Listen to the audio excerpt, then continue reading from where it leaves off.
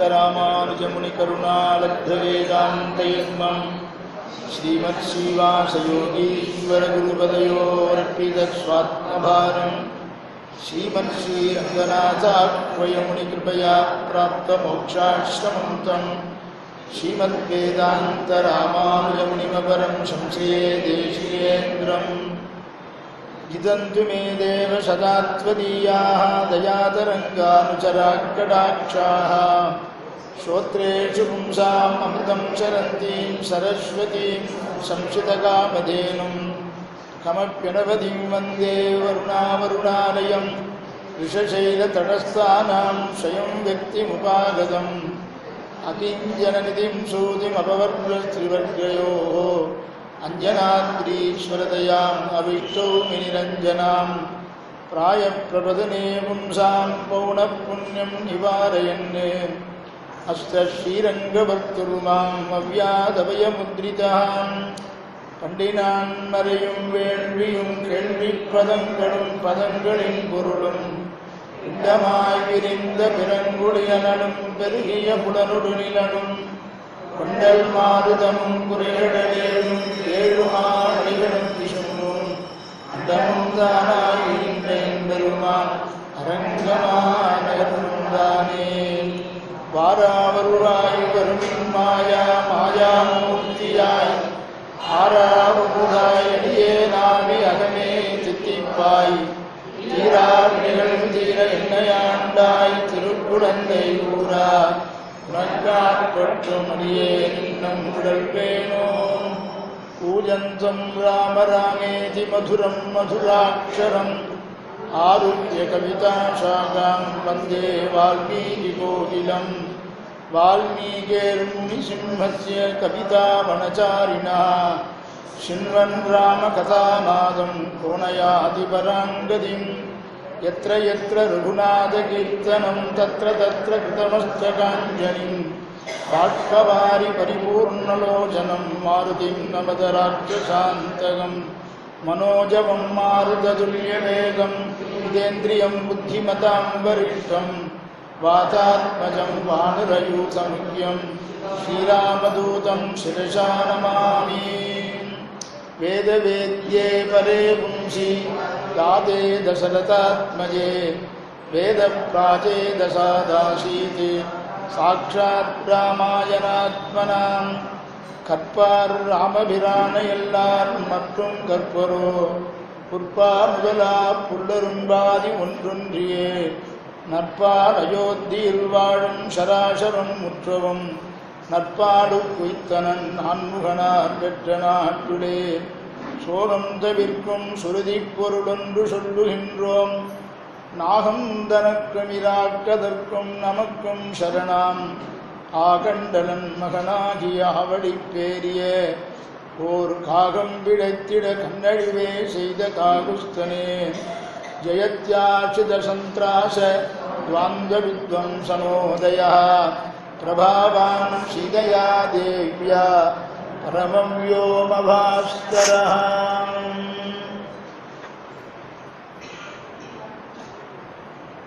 परित्राणाय साधूनां विनाशाय च दुष्कृतां धर्म संस्थापनार्थाय संभवामि युगे युगे यदा यदा हि धर्मस्य ग्लानिर्भवति भारत अभ्युत्थानमधर्मस्य तदात्मानं सृजाम्यहम् என்கிற பிரமாணப்படி பகவான் பரரூபத்திலிருந்து இறங்கி வியூகத்தில் இருந்து பிறகு இந்த லோகத்தில் வந்து விபவாவதாரமும் பண்ணுறான். அதாவது நேராகவே இந்த லோகத்தில் வந்து தர்மத்தை எல்லாம் ஸ்தாபனம் பண்ணுகிறான். துஷ்டர்களை சம்ஹாரம் செய்வது ஒரு பெரிய காரியம் இல்லை, சாதுக்களை ரட்சணம் பண்ணுறது தான் பெரிய காரியம். சாதுக்கள் என்றால் யாருன்னு கேட்டுண்டா அவனையே எப்பொழுதும் தியானம் பண்ணிண்டு இருக்கிறவர்களை சாதுக்கள் சாதுக்கள் என்று ராமானுஜர் இந்த ஸ்லோகத்தினுடைய வியாக்கியானத்திலே சாதவோகி உபாசகாக, உபாசகர்கள் என்றால் அவனை தியானம் பண்றவான்னு அர்த்தம். அப்படிப்பட்ட சாதுக்களை ரட்சணம் பண்றதே பரித்ராணம், தேஷாம் சம்ரக்ஷணமேவ பரித்ராணம் என்று கீதா பாஷ்யத்திலே ராமானுஜர் வியாக்கியானம் பண்ணியிருக்கார். அந்தபடி திரேதாயுகத்தில் ராமாவதாரம் நடந்தது. இந்த ராமாவதாரமானது மொத்தம் 11,000 வருஷம் ராமனாக சக்கரவர்த்தி திருமனாக இந்த லோகத்தில் எழுந்தொழியிருந்தார். சாமானிய மனிதர்கள் எந்த தர்மானுஷ்டானங்களை பண்ணணுமோ அதையெல்லாம் தான் அனுஷ்டிச்சு காண்பிச்சு பிரஜைகளும் அப்படியே நடக்கணுங்கிறதுக்கோசரம் தான் அனுஷ்டானம் பண்ணியும் காண்பிச்சார் பகவான். அப்படிப்பட்ட ராமாவதாரம் தசவருஷ சகஸ்திராணி தசவருஷ சதானிச்ச என்று 11,000 வருஷம் அப்படின்னு சொல்றார். இந்த ராமனுடைய சரிதத்தை கேட்டாக்க மோக்ஷங்கிறது நமக்கு சித்தம். மறுபடியும் இந்த லோகத்தில் நாம் ஜென்மாவை எடுக்க வேண்டாம். வால்மீகி மகரிஷியால் பண்ணப்பட்ட இந்த ஸ்ரீமத் ராமாயணத்தினுடைய கதையை யார், சரித்திரத்தை யார் கேட்கிறாளோ இந்த சப்தம் காதில் விழுந்தா போதும்ட்ட. வால்மீகே முனிசிம்ஹஸ்ய கவிதா வனச்சாரிணா ஷிண்வன் ராம கதாநாதம் கோணயாதி பராங்கதிம் தியான ஸ்லோகத்தில் சொல்லும் பொழுது இந்த ராமாயண சப்தத்தை யார் காது கொடுத்து கேட்கிறாளோ மோட்சம் அடைய மாட்டார்களான்னு நிச்சயமாக மோட்சம் அடைவர்கள். அவ்வளவு பிரபாவம் உடையது இது. இந்த ராமாயணம் எதற்கோசரம் அவதாரம் பண்ணித்து வால்மீகி இந்த ஸ்ரீமத் ராமாயணத்தை காவியத்தை எதற்கோசரம் பண்ணினார் என்பதையெல்லாம் நாம் இன்னைக்கு ஆரம்பித்து 2-3 நாள் இந்த ராமாயணத்தினுடைய அவதாரிகையே நடக்கும். தெரியாத பல அம்சங்கள் எல்லாம், பல விஷயங்களை எல்லாம் நாம் இந்த அவதாரிகையில் தெரிஞ்சுக்கலாம். சாதாரணமாக வேதத்தினுடைய அர்த்தத்தை நமக்கு காண்பிக்க வந்தது தான் இதிகாசங்கள், புராணங்கள். உபனிஷத்தினுடைய அர்த்தத்தை தெரிஞ்சுண்டு அந்த உபனிஷத்தில் சொல்லியிருக்கிற மாதிரி பகவானை தியானம் பண்ணியோ அல்லது பகவானை சரணாகதி பண்ணியோ அவனை சாஸ்வதமாக அடைவதற்கு பார்க்கணும். அந்த வேதமோ அனாதியாக இருக்கு, அனந்தமாக முடிவில்லாததாக இருக்கு. ஒரு 10 நாள் வேதத்தை கற்றுக்கலான்னு சொன்னாக்க 10 நாள் அதுக்கோசரம் நாம் நேரத்தை செலவு பண்ணலாம். இல்லை 1 மாதம் வேதத்தை கற்றுக்கலான்னு சொன்னால் போனால் போகிறது 1 மாதம் வேதத்தை கற்றுக்கலாம். 1 வருஷம் கற்றுக்கலாம்னு சொன்னாலாவது அந்த வேதத்தை கற்றுக்கலாம். 1 நாளில் கற்றுக்க முடியாது, 1 மாதத்தில் கற்றுக்க முடியாது, 1 வருஷத்தில் கற்றுக்க முடியாது. அப்படி கற்றுண்டாலும் கூட எல்லா வேதத்தையும் நாம் கற்றுண்ட மாதிரி ஆகாது. அப்படி அனந்தா வை வேதாக, அந்தமில்லாதது வேதம், முடிவில்லாதது வேதம். கணக்கற்ற வேதங்கள் இருக்கிறதுனால அந்த வேதத்தை பூர்ணமாக கற்றுண்டவா அப்படிங்கிறவா யாருமே கிடையாது. அவரவர்களுடைய வேதத்தை அவாவா இப்ப கற்றுக்கிறது தான் வழக்கத்தில் இருந்துட்டு. அப்படிப்பட்ட வேதத்தினுடைய கருத்தை நாம எப்படி தெரிஞ்சுண்டு பகவானை அடைவதற்கான வழியை தேட முடியும்னு கேட்கும் பொழுது இதிகாசங்கள், புராணங்கள் அந்த வேதத்தினுடைய கருத்தை நமக்கு நடைமுறையிலே காண்பிக்கிறது. இதிகாசம்னு சொன்னால் ஸ்ரீமத் ராமாயணமும் மகாபாரதமும் நடந்ததை அப்படியே சொல்வதுதான் இதிகாசம் இதிக ஆசா, இப்படி அல்லவா நடந்தது என்று நடந்தது அப்படியே சொல்றது இதிகாசம்னு பேர். இதிகாச புராணாபியாம் வேதம் சமுபபிரம்மையே. இதிகாச புராணங்களுடைய ஒரு துணை கொண்டு வேதத்தினுடைய கருத்தை நாம தெரிஞ்சுக்கலாம். ஆக வேதத்தை பூர்ணமா அர்த்தத்தோடு அத்தியனம் பண்ண முடியாதவாளுக்கு ராமாயணத்திலையும் மகாபாரதத்திலையும் சொல்லி இருக்கிற விஷயத்தை தெரிந்து கொண்டோமேயானால் வேதத்தில் சொல்லி இருக்கிற கருத்தை எல்லாம் நாம தெரிஞ்சுக்கலாம் என்கிறபடி இதிகாச சிரேஷ்டம்னு பேரு இந்த ஸ்ரீமத் ராமாயணத்திற்கு. இதில் சொல்லப்படாத தர்மங்களே கிடையாது. அப்படிப்பட்ட வசந்ததான ஒரு கிரந்தம்தான், காவிய ரூபமான கிரந்தம் இது. ஆதி காவியம் என்று பெயர். முதல்ல ஏற்பட்டதுதான் இந்த ராமாயணங்கிற காவியம். பிறகுதான் மற்ற காவியங்கள் எல்லாம். கவி என்று சொன்னாலும் ஆதி கவின்னு சொன்னால் வால்மீகி பகவானுக்குத்தான் ஆதி கவின்னு பேர். வால்மீகிக்கு பிறகுதான் மற்ற கவிகள் எல்லோரும். ஆக ஆதிகவி என்று பெயர் பெற்ற வால்மீகி மகரிஷியினாலே பண்ணப்பட்ட ஆதி காவியமானது ஸ்ரீமத் ராமாயணம். இந்த வேதத்தை அத்தியனம் பண்ணும் பொழுது எப்படி அத்தியனம் பண்ணணும்னு வேதமே நமக்கு கட்டளையிட்டிருக்கு. பிரதிப்பிரயோஜனம் இல்லாமல் வேதத்தை அத்தியனம் பண்ணு. வேதத்தை அத்தியனம் பண்றதுனால என்ன பிரயோஜனம்னு கேட்கக்கூடாதான். பலனை எதிர்பார்க்காமல் வேதத்தை அத்தியனம் பண்ணு அப்படின்னு நமக்கு வேதம் கட்டளை இருக்கு.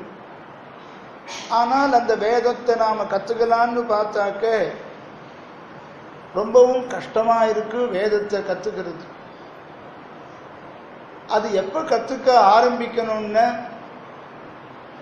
கர்ப்பாஷ்டமத்தில் கத்துக்கணும்.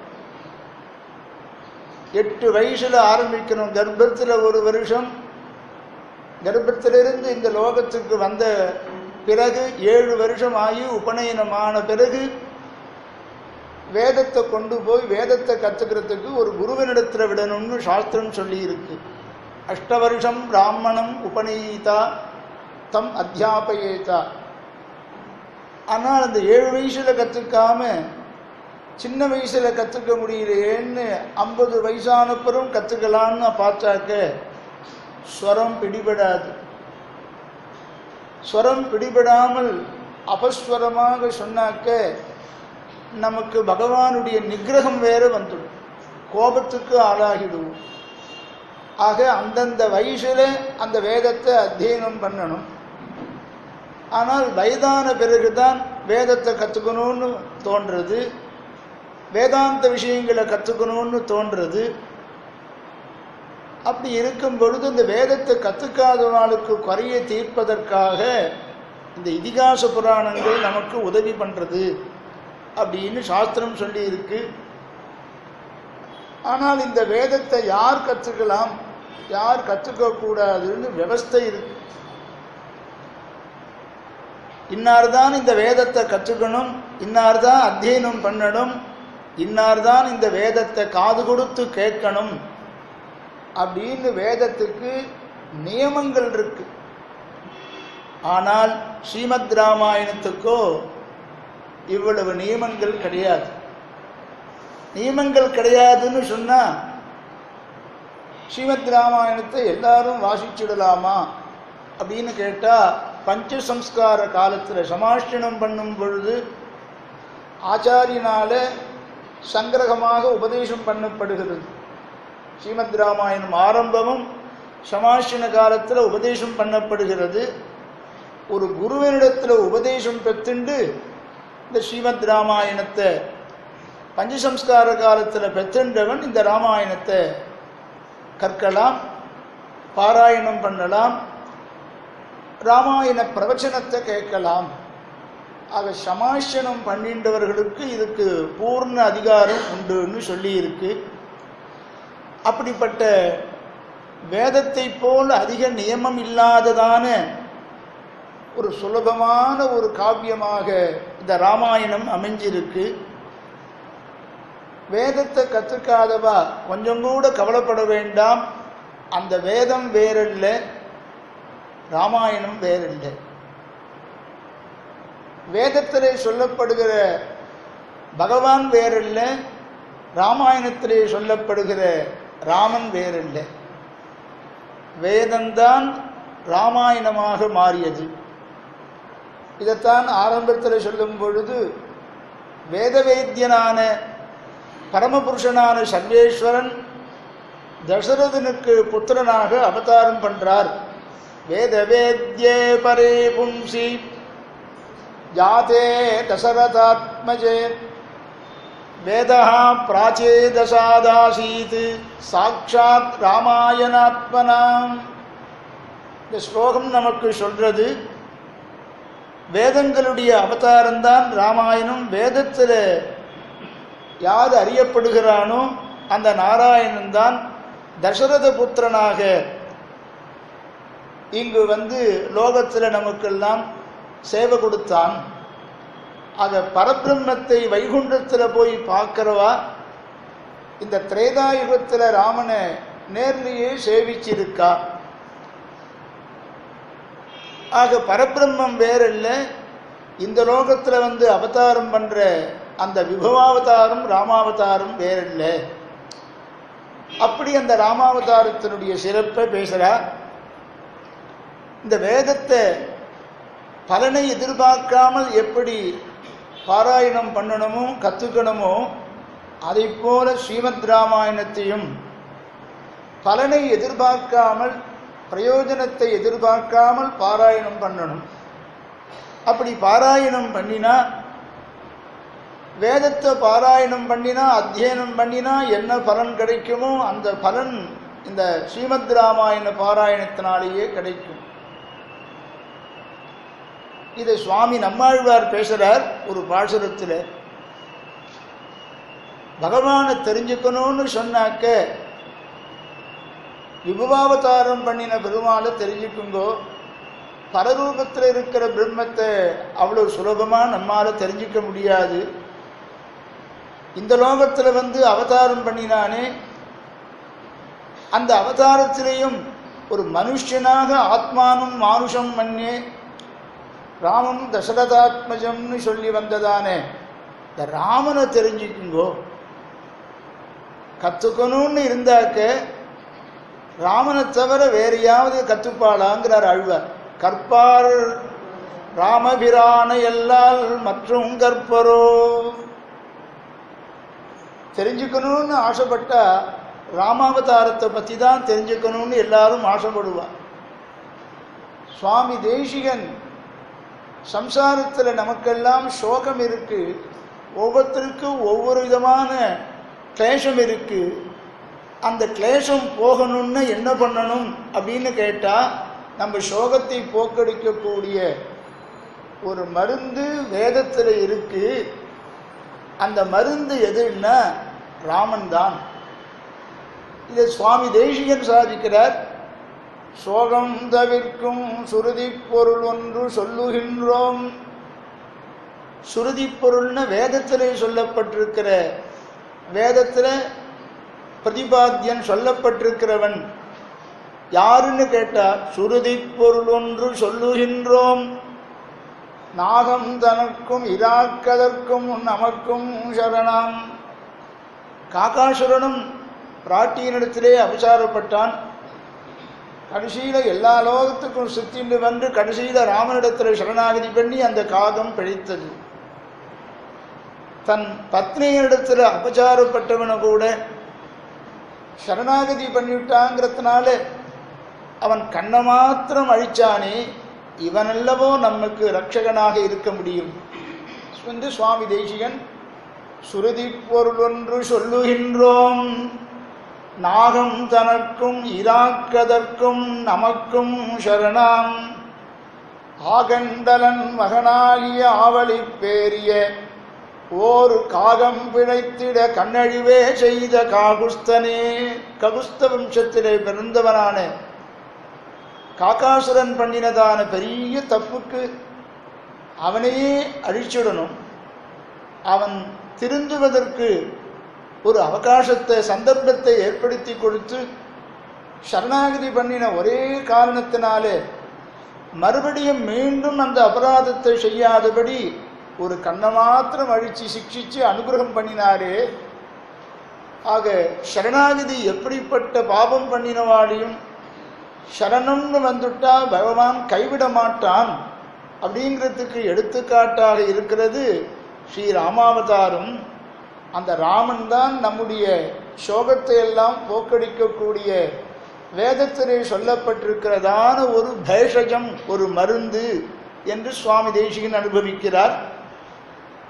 ஆகையினால ஆண்டாளும் கூட ஆழ்வாருடைய திருவுள்ளத்தை அனுசரித்து கண்ணுக்கு பிடிச்சவன் ஒருத்தன், மனசுக்கு பிடிச்சவன் ஒருத்தன் என்று ரெண்டு பேரை சொல்லி, கண்ணுக்கு பிடிச்சவன் யாருன்னு கிருஷ்ணன், கண்ணுக்கு இனியவன், மனசுக்கு பிடிச்சவன் யாருன்னு மனத்துக்கினியான் ராமன் தான் என்று ஆண்டாள் பாசுரத்தில் மனத்துக்கினியானை பாடவும் நீ வாய் திறவாய், உனக்கு பிடித்ததான ராமாவதாரத்தை பாடியும் கூட ஏ கோபிகையே இன்னும் நீ நோன்பு நோக்கிறதுக்கு புறப்பட்டு வரலையே அப்படின்னு ராமாவதாரத்தை பற்றியும் ஆண்டாலும் ஆழ்வாருடைய கருத்தை அடியொற்றி மனத்துக்கினியான்னு பாசுரத்திலிட்டு பேசுகிறார். ஆகையினால வால்மீகி இந்த ராமச்சரிதத்தை எழுதுறதுக்கும் பொழுது வால்மீகியை கொண்டு இந்த ராமச்சரிதத்தை எழுதும்படி பகவானை சங்கல்பிச்சான். எப்படி இந்த ராமாயணம் வால்மீகி பகவானால எழுதப்பட்டதுங்கிறதெல்லாம் இந்த 2-3 நாளில் அவதாரியில சொல்லிடுவோம். அது ஆக ஒருவன் பகவானை சேவிக்கணும்னு இருந்தாக்க சக்கரவர்த்தி திருமகன் சம்பிரதாயத்தில் சொல்லப்படுகிறதான ராமனைத்தான் தெரிஞ்சுக்கணும்னு ஆசைப்படுவான். கற்பார் ராமபிரானை எல்லால் மற்றும் கற்பரோன்னார் இதை ஆழ்வார். சம்ஸ்கிருதத்தில் முராரின்னு ஒரு கவி இருந்தான். இந்த கவி என்ன பண்ணான், ஒரு நாடகம் எழுதணும் அப்படின்னு ஆசைப்பட்டான். முராரிங்கிற ஒரு கவி. சரி, ஒரு நாடகம் எழுதினா யாரை பற்றி எழுதுறது அப்படிங்கிற ஒரு கேள்வி வரும். உடனே தன்னுடைய சிநேகிதர்கள் எல்லாம் ஒன்று கூட்டான். எல்லா சிநேகிதர்களும் வந்து சேர்ந்தா, நான் ஒரு நாடகம் எழுதணும்னு பார்க்குறேன், யாரை கதாநாயகனாக வைத்து நாடகத்தை ஆரம்பிக்கலாம், கிரந்தத்தை எழுதலாம், உங்களுடைய அபிப்பிராயம் என்னன்னு சிநேகிதாரெல்லாம் கேட்டான். அந்த சிநேகிதாரெல்லாம் பதில் சொன்னாலாம், யாரை பற்றி எழுத போறே அப்படின்னு கேட்ட உடனே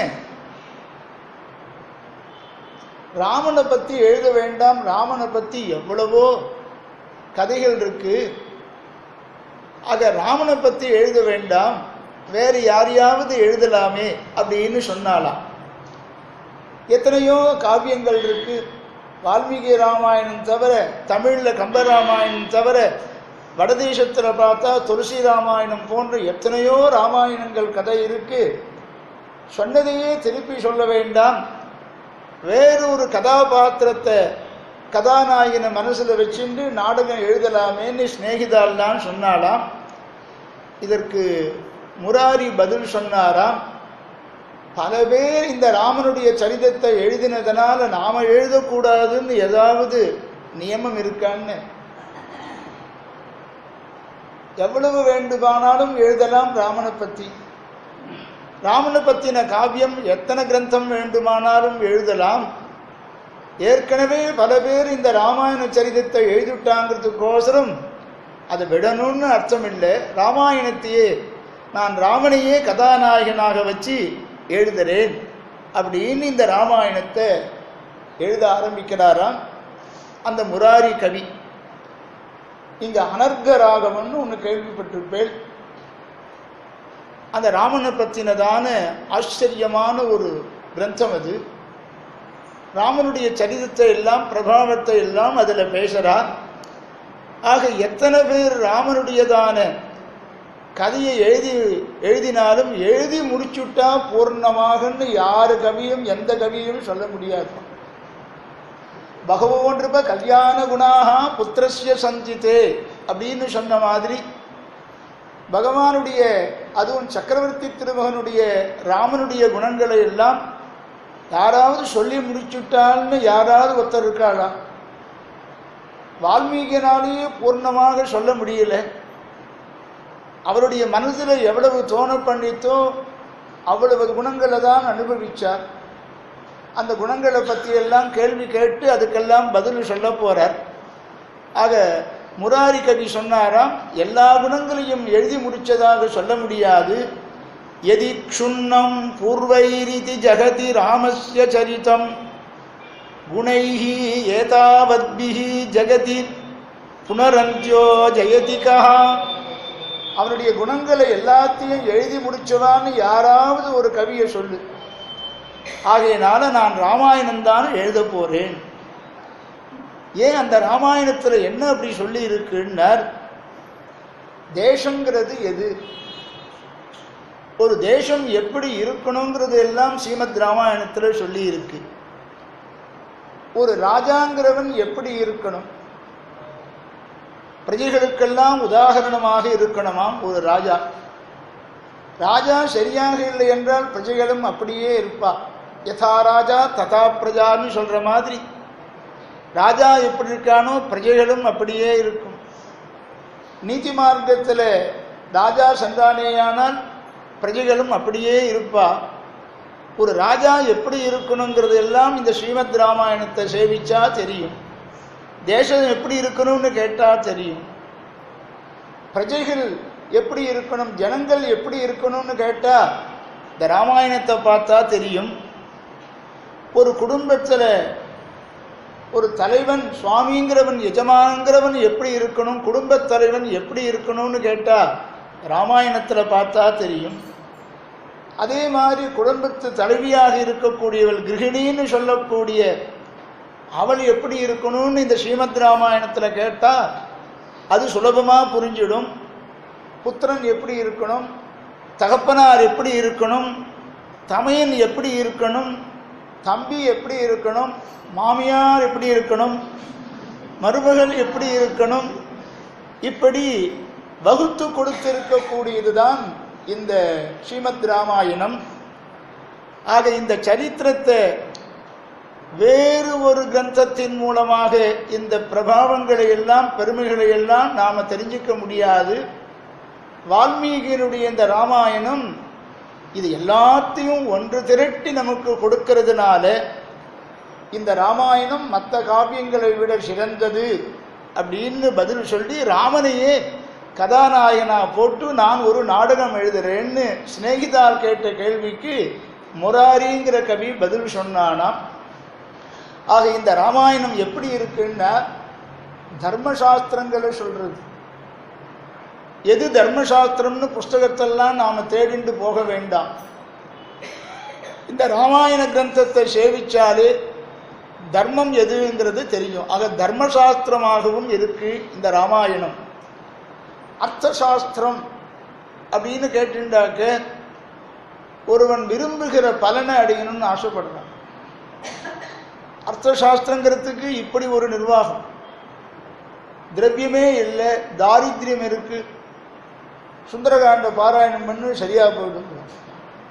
பலனை விரும்புகிறவர்களுக்கும் பலனை கொடுக்கக்கூடியதாகவும் இருக்கு. தர்மங்களை தெரிஞ்சுக்கணும்னு ஆசைப்படுறவனுக்கு தர்மத்தை எடுத்து சொல்வதாகவும் இருக்கு இந்த ஸ்ரீமத் ராமாயணம். குடும்ப சாஸ்திரம், ஒரு குடும்பத்தை எப்படி நடத்திட்டு போகணும்னு நமக்கு சொல்லி கொடுக்கிறதாகவும் இருக்கு இந்த ராமாயணம். அதேபோல் மோட்ச சாஸ்திரமாகவும் இருக்கு இந்த ஸ்ரீமத் ராமாயணங்கிற கிரந்தம். மோட்ச தர்மங்கள்லாம் சொல்லி இருக்கு. மோட்ச தர்மம்னு சொன்னாக்க எப்படி பக்தி பண்ணணும், எப்படி சரணாகதி பண்ணணும், இதெல்லாம் கூட இந்த ஸ்ரீமத் ராமாயணத்தில் சொல்லி இருக்கான். அப்படிப்பட்ட மோட்ச தர்மமும் சொல்லி இருக்கு. இதை தான் அழகாக பேசுகிறார் புண்ணியம் வேதைச்ச சம்மிதம். வேதத்துக்கு 4 வேதங்களுக்கும் சமமானதாம் இந்த ராமாயணங்கிற இந்த காவியம்.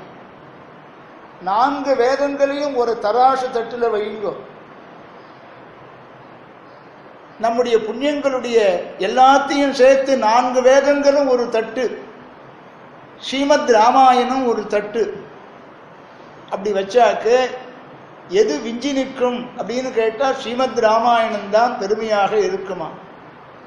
புண்ணியம் வேதைச்ச சம்மிதம், புண்ணியங்களை எல்லாம் தரக்கூடியது, வேதத்துக்கு சமமாக இருக்கக்கூடியது இந்த ராமாயணம் என்று ராமாயணத்தினுடைய பெருமையை புண்ணியம் வேதைச்ச சம்மிதம்னு சொல்றா. இதிகாசம்னு சொன்னா இப்ப 2 இதிகாசம்னு சொன்னோம். ஒன்று ராமாயணம், மற்றொன்று மகாபாரதம். இந்த 2 கிரந்தத்திலையும் என்ன ஒற்றுமைன்னா சரணாகதியை பற்றியே ஆரம்பிச்சுட்டாரா. சரணாகதியை பற்றியே இந்த 2 கிரந்தத்திலையும் சரணாகதியை பற்றியே சொல்லி இருக்கு. மகாபாரதத்திலையும் சரி, இந்த ராமாயணத்திலையும் சரி. ஆக இதுக்கு சரணாகதி காவியம் என்று மற்றொரு பெயர்.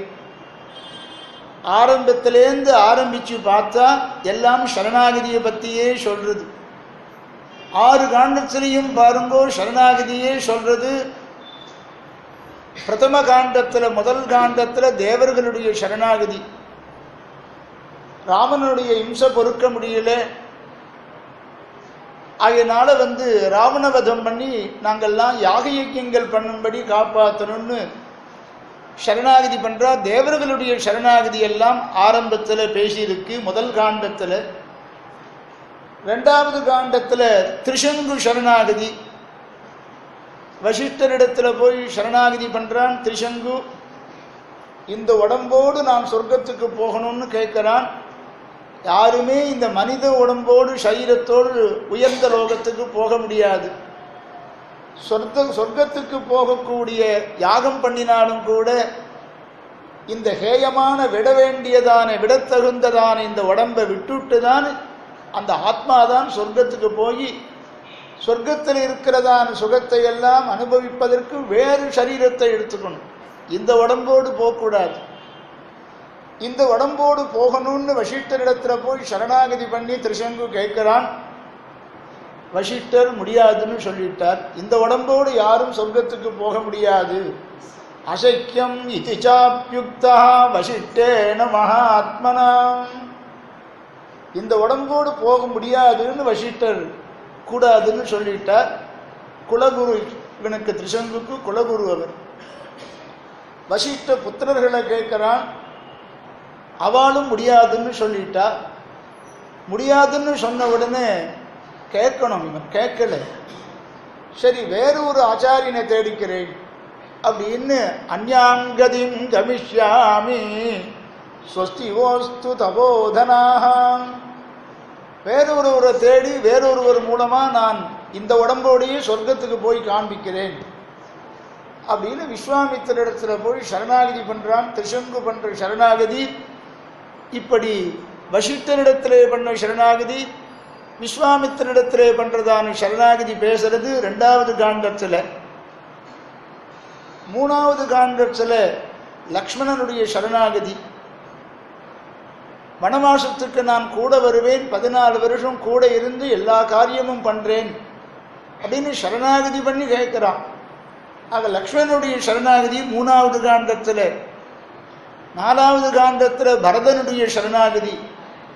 5வது காண்டத்தில் தண்டகாரண்யத்தில் ரிஷிகள்லாம் சரணாகதி பண்ணி ராட்சசாலுடைய இம்சை இல்லாமல் நாங்கள் சுலபமாக யாக யஜ்யங்களை பண்ணும்படி ராட்சசால வதம் பண்ணணும். இந்த சுபாகு மாரிச்சன் போன்ற ராட்சசர்கள் எல்லாம் யாகம் பண்ணும் பொழுது மாம்சங்கள்லாம் கொண்டு வந்து போடுறா. எங்களால் சாஸ்திர முறைப்படி யாகம் பண்ண போறது நஷ்டமா போறது. ஆக சுபாகு மாரிச்சன் போன்றவாளெல்லாம் வதம் பண்ணி யாக சம்ரட்சணம் பண்ணணும்னு தண்டகாரண்யத்தில் பெருமாள் வரும் பொழுது அவர்களுடைய சரணாகதி. பிறகு 6வது காண்டத்தில் பார்த்தா சுக்ரீவ சரணாகதி, விபீஷண சரணாகதி, காகாசுர சரணாகதி, திருச்சட சரணாகதி, இப்படி எல்லாமே சரணாகதியாகவே ஸ்ரீமத் ராமாயணம் பூர்த்தியாக இருக்கிறதுனால 2 இதிகாசங்களையும் சரணாகதியே பேசுது. மகாபாரதத்தை எடுத்துட்டா அங்கே பார்த்தாலும் தெரியும், மகாபாரதத்தில் பாண்டவர்கள் எல்லோரும் பகவான் கிருஷ்ணனை சரணாகதி பண்ணுறா, அது சொல்லப்பட்டிருக்கு. திரௌபதி சரணாகதி பிரதானமாக சொல்லப்பட்டிருக்கு. ஆக சரணாகதி ஒன்றுதான் நமக்கு சுலபமான வழிங்கிறத வேதம் எப்படி சொல்லித்தோ, சர்வஸ்ய சரணம் சுகிருத்துன்னு வேதம் எப்படி சொல்லித்தோ, அதே மாதிரி இந்த ராமாயணமும் பகவானை ஆசிரியிப்பதற்கு அவன் கிட்டக்க போகிறதுக்கு சரணாகதியை ஜாதி மத பேதம் இல்லாமல் எல்லாரும் பண்ணலாம். சர்வலோக சரண்யாய ராகவாய மகாத்மனே நிவேதயதமாம் சிப்ரம் விபீஷணம் உபஸ்திதம்.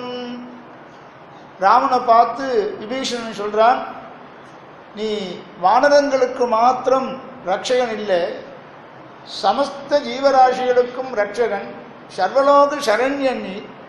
அதை தெரிஞ்சுண்டு நான் உன்னை சரணாகதி பண்றேன், இந்த ஆத்மாவை உன்னிடத்தில் ஒப்படைக்கிறேன்.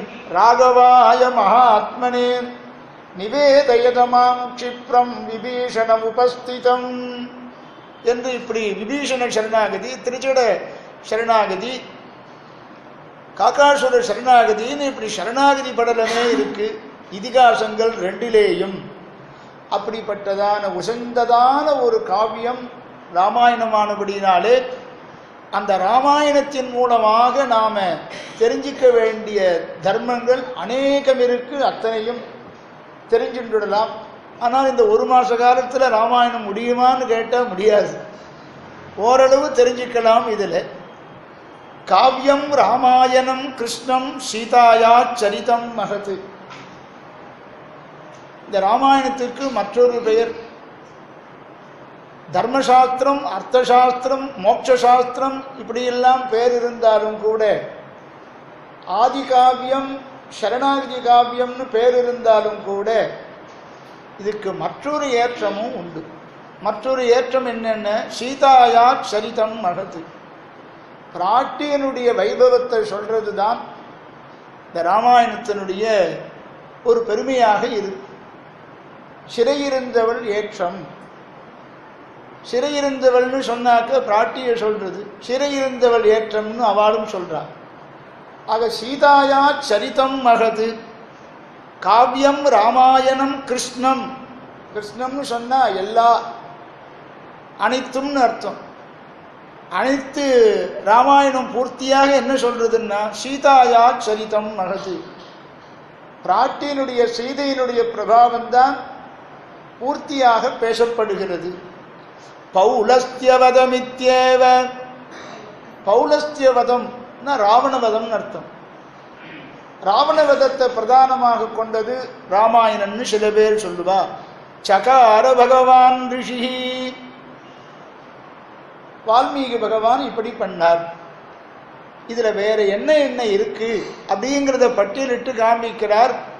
ராமாயணத்துல என்ன இருக்கு? காமார்த்த குணசம்யுக்தம் தர்மார்த்த குண விஸ்தரம் சமுத்திரமிவ ரத்னாட்யம் சர்வஸ்ருதி மனோகரம்.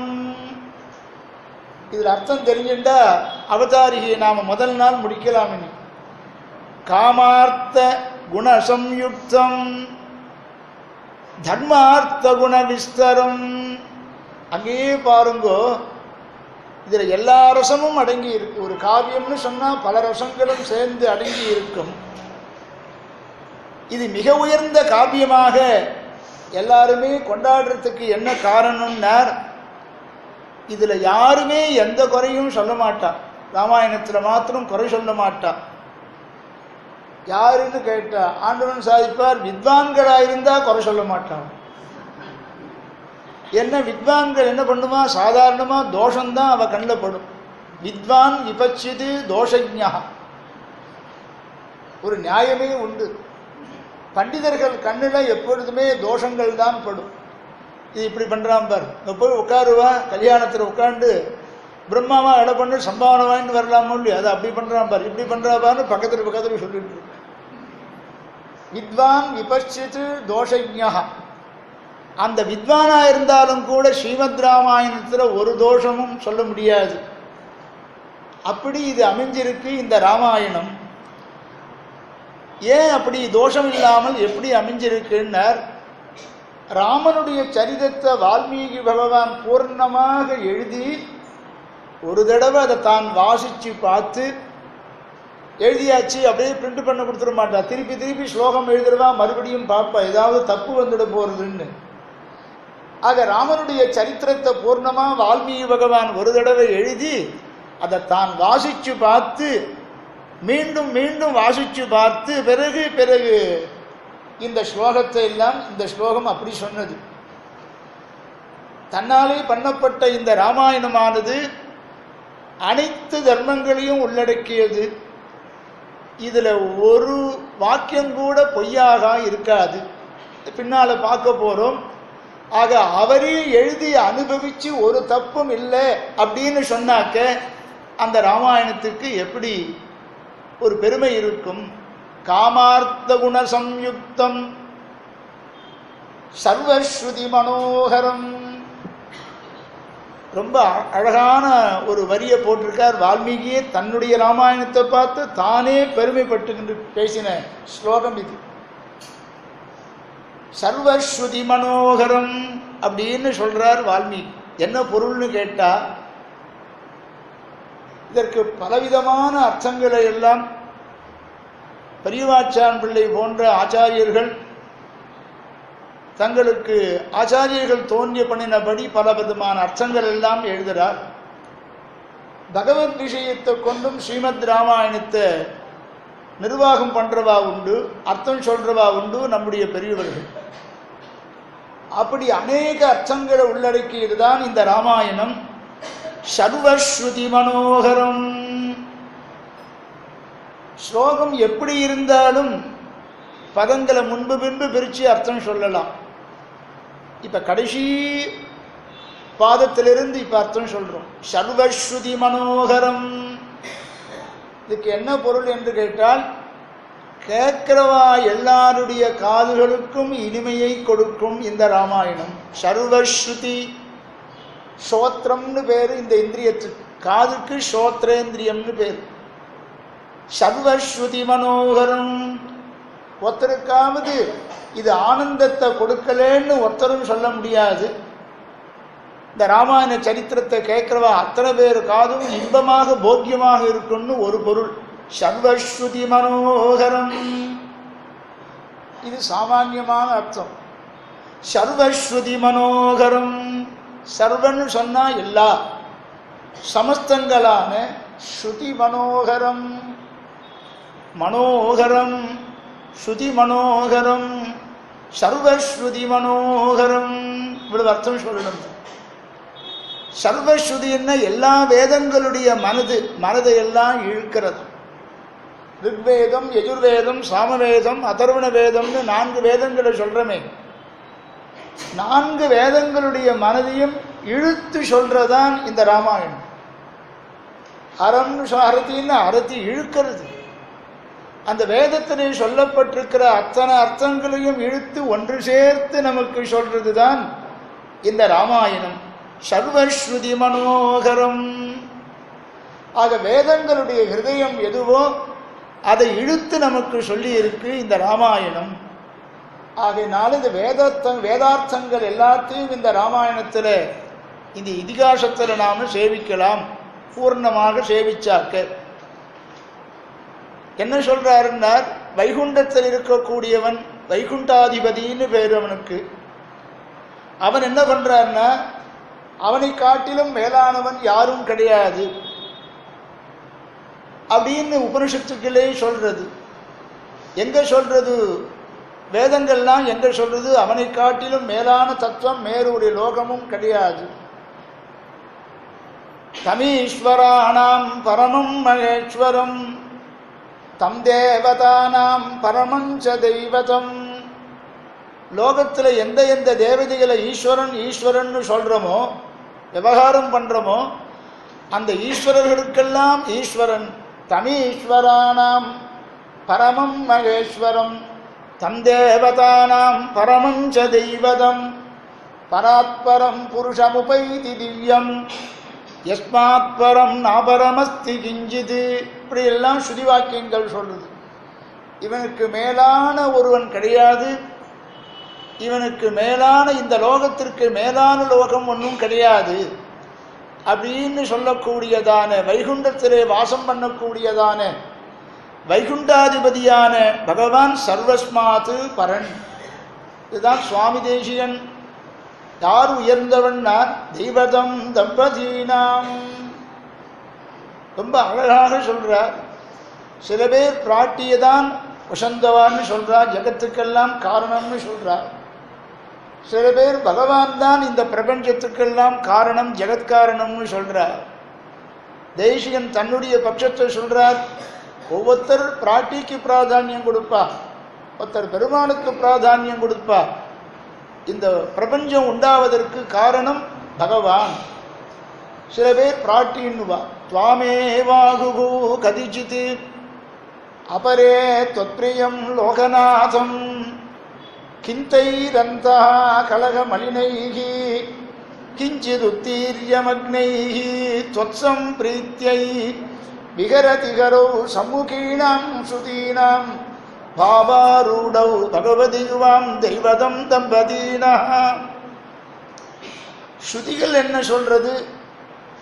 ஸ்ருதிய வேதத்தை அனுசரித்து ஸ்மிருதிகள் என்ன சொல்றதுன்னா ரெண்டு பேரும் சேர்ந்து ஜெகத்காரண வஸ்து.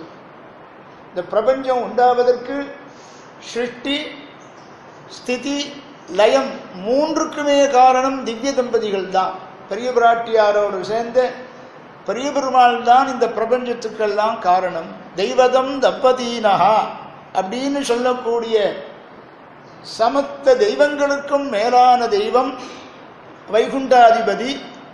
அந்த பகவான் இந்த லோகத்தில் ராமனாக அவதரித்து சேவை கொடுக்கிறார். மனுஷர்க்கு தேவர் போல் தேவர்க்கும் தேவாவோ. நம்மாழ்வார் பேசுகிறார். மனிதர்களுக்கு தேவர்கள், மனிதர்களை காட்டிலும் தேவர்கள் உயர்ந்தவர்கள். தேவர்களுக்கெல்லாம் மேற்பட்ட உயர்ந்த தத்துவம் எதுவுன்னாக்க பரபிரம்மன் தான். நம்மாழ்வார் பேசுகிறார்.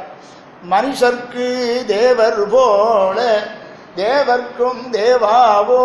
தேவாதி தேவன்னு சொல்றமே, தேவாதிராஜன்னு சொல்றமே, அப்படிப்பட்ட எம்பெருமான் இந்த லோகத்தில் அவதாரம் பண்ணுகிறான். வைகுண்டத்தில் எழுந்தருளி இருக்கக்கூடிய பகவானை பரபிரம்மம் என்று வேதம் எல்லாம் ஸ்தோத்திரம் பண்ணிட்டு, பரபிரம்மம்னு சொன்னாக்க வைகுண்டத்தில் இருக்கக்கூடிய பகவானை தான் பரபிரம்மம், உயர்ந்த பிரம்மம். அதே பகவான் பரரூபத்தில் இருக்கிற பகவானை நம்மால் இப்பொழுது பார்க்க முடியுமா? நம்மால் இப்ப பார்க்க முடியாது. அதே பகவான் தன்னுடைய சௌலபியங்கிற குணத்தினால அடுத்த ஸ்டெப்புக்கு வரான், கூட அடுத்த ஸ்டெப்புக்கு இறங்கி வரான். அவனே கொஞ்சம் கீழே இறங்கி அடுத்த நிலைக்கு வருவானேயானால் அப்ப என்ன பேருன்னா வாசுதேவ சங்கர்ஷண பிரத்யம்னு அனிருத்தால்னு சொல்லிட்டு இருக்குமே காலக்ஷேபத்தில். க்ஷீராப்தியில வரானே இறங்கி வந்தாக்க வியூகாவதாரம்னு பேர். அவனே வியூகாவதாரம் எடுத்தானேயானால் இந்த வேதம் உபனிஷதானது பாஞ்சராத்திர ஆகமமா மாறிடுறது. பரபிரம்மத்தை சொல்றது உபனிஷத்து என்று சொன்னால் அந்த பிரம்மம் கீழே அடுத்த நிலைக்கு இறங்கி வந்தால் க்ஷீராப்தியில இருக்கிற நிலையை சொல்லும் பொழுது அந்த வேதம் பாஞ்சராத்திர ஆகமமாக மாறிடுறது. அதே பிரம்மம் இன்னும் கொஞ்சம் கீழே இறங்கி வருதுன்னு பார்ப்போம். இறங்கி வந்தா எல்லாருடைய ஹிருதயத்திலையும் கட்ட விரல் அளவுக்கு அந்தர்யாமியாக இருப்பானேயானால் அங்குஷ்டமாத்திர புருஷா மத்தியே ஆத்மனி திஷ்டதி. எல்லாருடைய ஹிருதயத்திலையும் கட்ட விரல் அளவுக்கு பகவான் எழுந்தொழி இருக்கான். ஈசானோ பூத பவ்யஸ்ய சயேவாத்ய சபுஷ்வா அப்படின்னு வேதமே சொல்றது.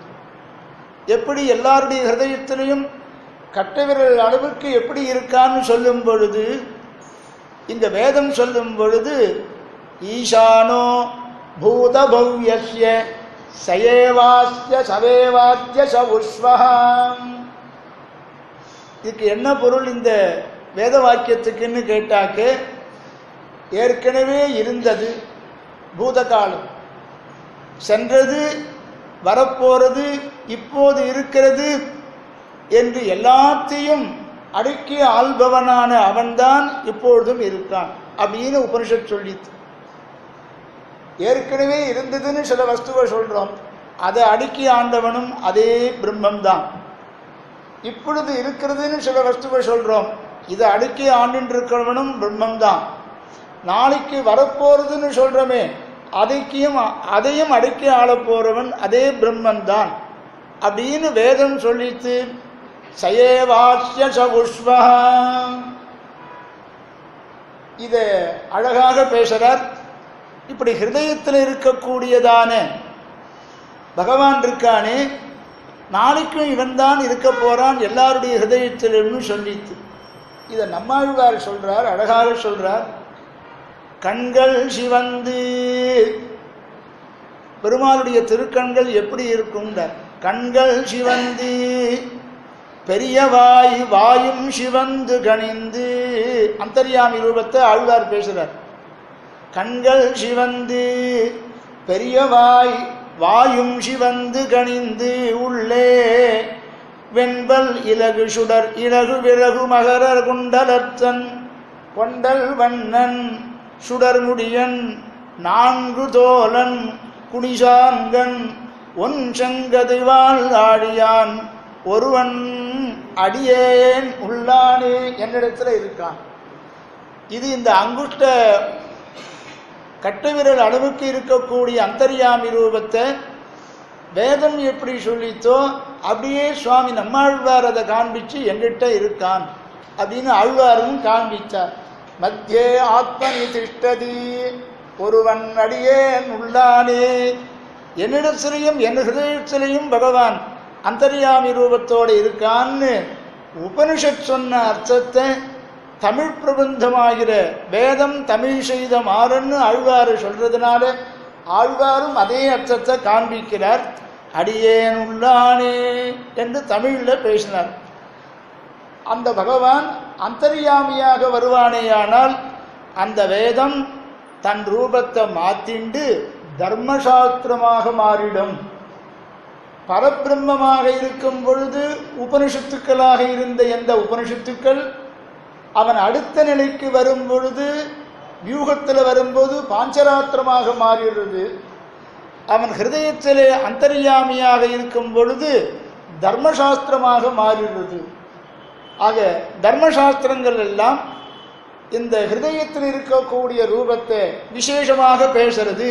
அப்படி மாறி தர்மசாஸ்திரமாக அது மாறிடுறதாம். அதே பகவான் இந்த லோகத்தில் நேராகவே வந்து அவதாரம் பண்றான் பாருங்கோ, விபவாவதாரம்னு பேர். அப்படி விபவாவதாரம் பண்ணினானே ஆனால் வேதா பிராச்சே தசாதாசீத் சாட்சாத் ராமாயணாத்மனா, அதே வேதம் ராமாயணமாக மாறிடுறது. உபனிஷத்து ஆகமமா மாறுறது, அதே உபனிஷத்து தர்மசாஸ்திரமா மாறுகிறது, அதே உபனிஷத்து ஸ்ரீமத் ராமாயணமாக மாறுகிறது. அவன் ராமனாக பிறந்தால் வேதம் ராமாயணமாக வேதம் பிறக்கிறது. அவன் தசரதனை பிதாவாக ஆக்கி கொண்டு பிறந்தானேயானால் வேதம் வால்மீகிய பிதாவாக ஆக்கிக்கிறது. அந்த பகவான் பரபிரம்மம் தசரதனை பிதாவாக ஆக்கின்றான். இந்த ராமாயணமாகிற வேதம் எதை பிதாவாக ஆக்கின்றதுன்னா வால்மீகியை பிதாவாக ஆக்கிண்டு பண்ணுது. அதே பகவான் கிருஷ்ணனாக அவதாரம் பண்ணினால் வேதம் பாகவதமாக மாறிடுறது. கிருஷ்ணாவதாரம் பண்ணினாலும் இல்லையோ, அப்போ இந்த வேதம் எப்படி வந்ததுன்னா ஸ்ரீபாகவதமாக மாறிடுத்து. அவனே கொஞ்ச காலம் கழித்து அர்ச்சாவதாரமாக நாம் சேவிக்கக்கூடிய அர்ச்சாவதாரமாக மாறினால் அந்த வேதம் எப்படி மாறுதுன்னா திவ்ய பிரபந்தமாக மாறிடுது. இதுதான் ஆண்டவனுடைய உபன்யாசத்தில் இருக்கிற வைலட்சணம், திவ்ய பிரபந்தமாக மாறிடுதான்.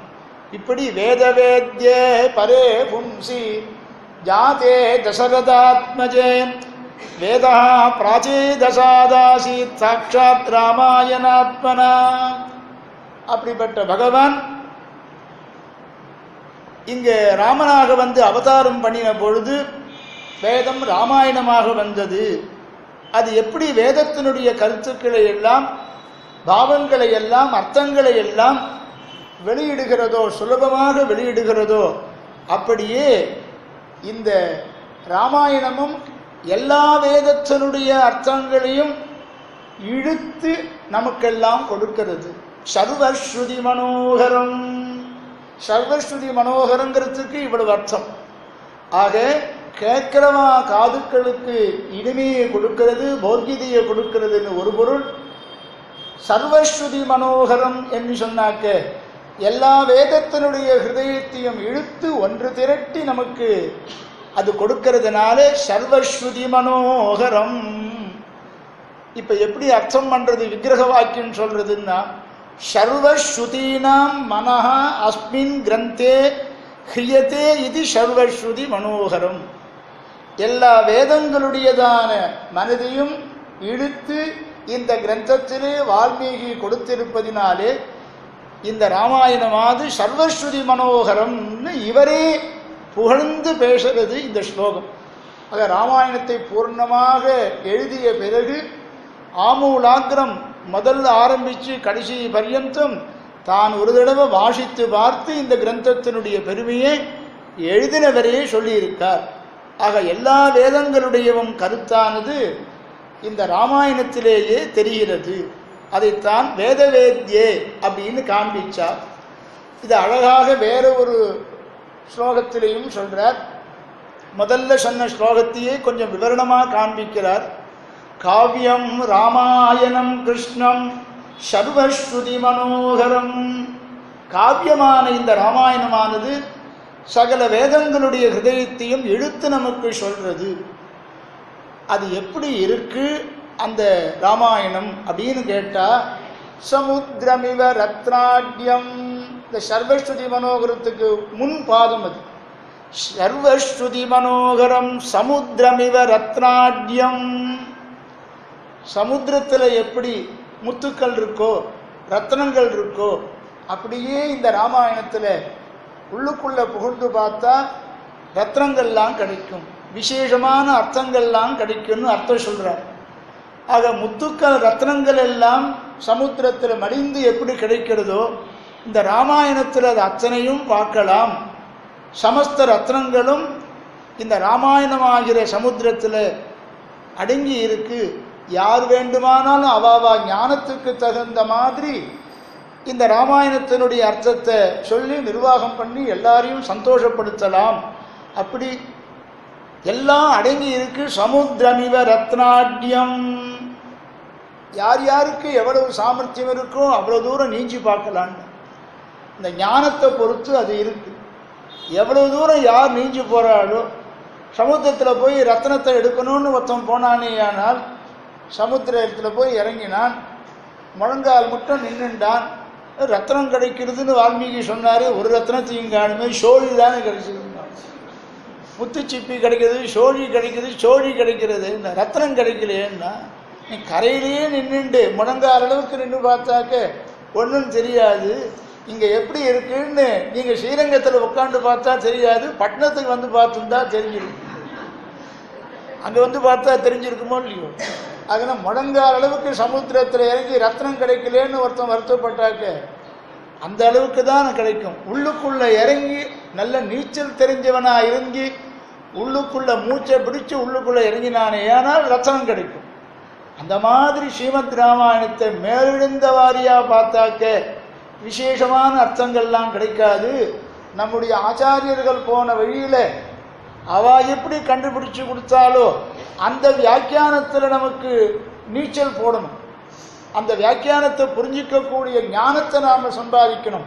அப்படி சம்பாதிச்சாக்க இந்த ராமாயணம் என்ன விசேஷமான அர்த்தங்கள் எல்லாம் சொல்றதுங்கிறத அப்போ பார்க்கலாம். அதுதான் இங்கே சொல்றார்.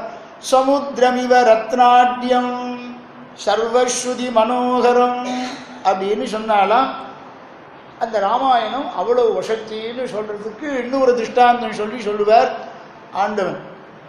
என்ன, ஆண்டவன் ஒவ்வொரு ஸ்லோகத்தையும் வால்மீகி ஸ்லோகத்தையும் பகவத் விஷயத்தோடு சேர்ந்து அனுபவித்து சொல்றதுனால உள்ளுக்குள்ள நீச்சல் அடிக்க தெரியும்.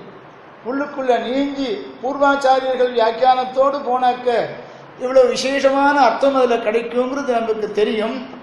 ரத்னம்னா என்னென்ன உயர்ந்ததான சுவாபதேசார்த்தம், உட்பொருள்னு சொல்கிறோமே, தர்ம சூக்ஷ்மங்கள் எல்லாத்தையும் தெரிஞ்சுக்கலாம், உள்ளுக்குள்ள புகுந்து பார்த்தாக்க இதை தெரிஞ்சுக்கலாம் அப்படின்னு கேட்டால், சரி ராமாயணம் ரொம்ப நன்னா இருக்குன்னு அவதாரிகையே நல்லா சொல்கிறா, ஒரு புஸ்தகத்தை ரங்கவிலாசில் வாங்கிடுவோம்.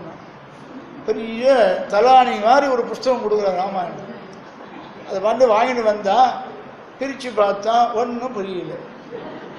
எல்லா சமுத்திரமிவ ரத்னாட்யம் சர்வஸ்ருதி மனோகரம், சமுத்திரத்தில் ரத்னம் கிடைக்கிற மாதிரி இந்த ராமாயணத்தில் பல சூக்ஷமான அர்த்தங்கள்லாம் தெரியும்னு சொன்னாலே புஸ்தகத்தை வந்த சம்ஸ்கிருதத்தில் படிக்க கூட தெரியல சொல்லி போய் வாங்கிட்டு வந்தா.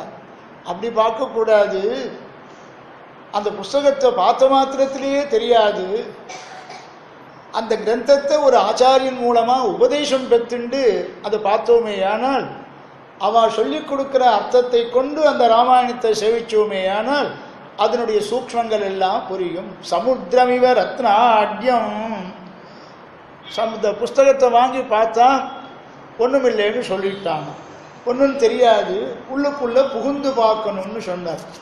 இதுக்கு ஆண்டவன் ஒரு அழகான அர்த்தத்தை சொல்லுவார். எப்படி ராமாயணத்தை பார்க்கணுன்னார், புத்தியாகிற மத்தை கொண்டு இந்த ராமாயணமாகிற க்ஷீராப்திய கடையை ஆரம்பிக்கணும். மந்திரமலையை கொண்டு கடைஞ்ச மாதிரி பெருமாள் எப்படி மந்திரமலையை கொண்டு கடைஞ்சாரோ, புத்தியாகிற மத்தை கொண்டு கடையணும் இந்த ராமாயணத்தை. மத்தை கொண்டு தயிர் கடையிற மாதிரி இந்த ராமாயணத்தை புத்தியாகிற மத்தை கொண்டு கடையணுங்கிறார் சுவாமி தேசிகன். பிரஜாக்கியே மந்தசைலே பிரதித குணருச்சிம் நேத்ரயன் சம்பிரதாயம் தேசிகன் சாதிக்கிறார். பிரஜாக்கியே மந்தசைலே, ஞான புத்தியாகிற மத்தை கொண்டு இந்த திருமந்திரத்தினுடைய அர்த்தத்தை நாம் தெரிஞ்சுக்கணும். அஷ்டாட்சர மந்திரத்தினுடைய அர்த்தத்தை தெரிஞ்சுட்டாதான் அந்த மந்திரத்தினுடைய பிரபாவம் எல்லாம் தெரியும்னு சொல்கிறார். அப்படி புத்தியாகிற மத்தை கொண்டு இந்த ராமாயணத்தை கடைஞ்சி பார்த்தா சமுத்திரமிவ ரத்னாட்யம் சர்வஸ்ருதி மனோகரம், நல்லா ஆராய்ஞ்சு பார்க்கணும் அப்படின்னு சொன்னாங்க. நல்லா ஆராய்ஞ்சு பார்க்கணுன்னு சில பேர் ராமாயணத்தில் என்ன இருக்குன்னு ஆராய்ஞ்சு பார்ப்பார். நாவல்பாக்கம் தேவநாதாச்சார்னு நம்ம பாடசாலையில் மீமாம்சகர் வாத்தியார் ஒருத்தர் இருந்தார், ஆண்டவன் பாடசாலையில் ஸ்ரீரங்கத்தில் இருந்தார். அவர் என்ன பண்ணுவார், இந்த ராமாயணத்தை இவ்வளவு விசேஷங்கள் இருக்கேன்னு ஆராய்ஞ்சு பார்ப்பார். எப்படி வேதத்தினுடைய கருத்தெல்லாம் எங்கே சொல்லி இருக்குன்னு வித்தியார்த்திகளுக்கெல்லாம் இந்த வேத வாக்கியத்தை சொல்லி இதுதான் ராமாயணத்தில் இருக்குது. அவர் வேதமும் தெரிஞ்சவர், வேதத்தினுடைய அர்த்தங்களும் தெரிஞ்சவர்.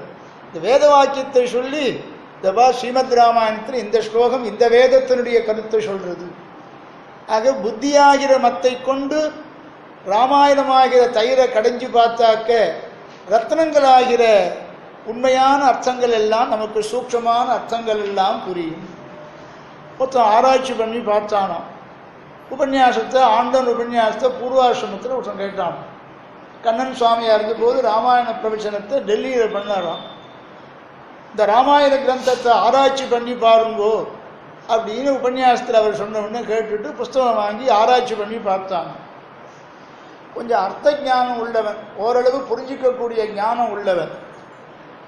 இப்படி பார்த்துட்டு வந்து மறுநாள் சுவாமி சொன்னபடி நான் ராமாயண புஸ்தகத்தை ஆராய்ந்து பார்த்தேன், பல அபூர்வமான அர்த்தங்கள்லாம் கிடைச்சிது. சமுத்திரமிவ ரத்னாட்யம் அப்படின்னு மறுநாள் வந்து ஆண்டவன்ட்ட பூர்வாசிரமத்தில் விஞ்ஞாபிச்சாங்க.